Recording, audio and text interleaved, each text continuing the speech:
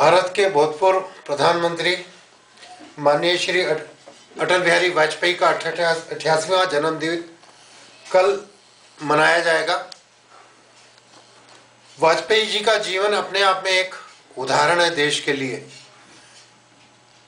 उन्होंने जीवन में सिर्फ समाज और समाज के उत्थान के बारे में सोचा, जो कि उनकी कविताओं, उनके साहित्य में भी झलकता है।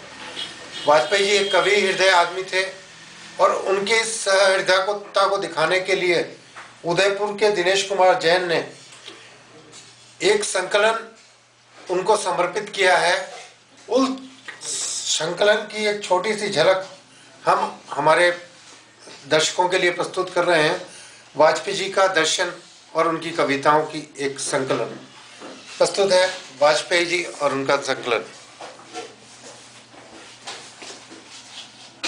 दिनेश कुमार जैन का संकलन जीवन की ढलने लगी सांझ। ये बहुत बढ़िया कविता थी उनकी।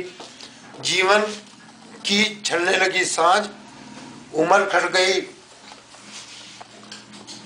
डगर कट गई, जीवन की ढलने लगी सांझ, बदले हैं अर्थ, शब्द हुए व्यर्थ, शांति बिना खुशियों है बांझ, सपनों में मीत बिखरा संगीत, ठिठक रहे पांव और झिझक रही झांझ, जीवन की ढलने लगी सांझ। बहुत खूबसूरत कविता वाजपेयी जी की।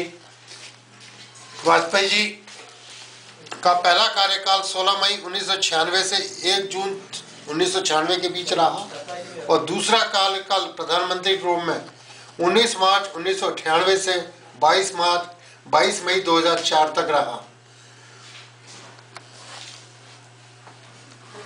अटल जी का जीवन दिवस मंगलमय हो, इसी कामना को हम और हमारा लेक सिटी परिवार करता है।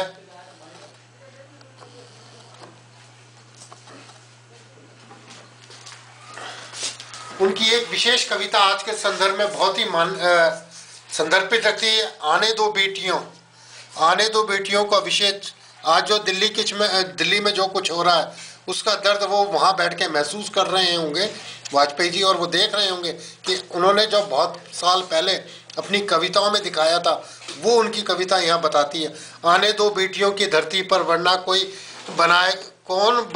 बजाएगा थालियाँ, अपने भाई भतीजों के जन्म पर आने दो बेटियों को धरती पर, वरना कौन गाएगा गीत अपने वीरों की शादी में, आने दो बेटियों को धरती पर, वरना कौन बांधेगा राखियां अपने भाइयों की कलाई पर, आने दो बेटियों को धरती पर, पनपने दो भ्रूण उनके, वरना कौन धारण करेगा तुम्हारे बेटों के भ्रूण अपनी कोख में।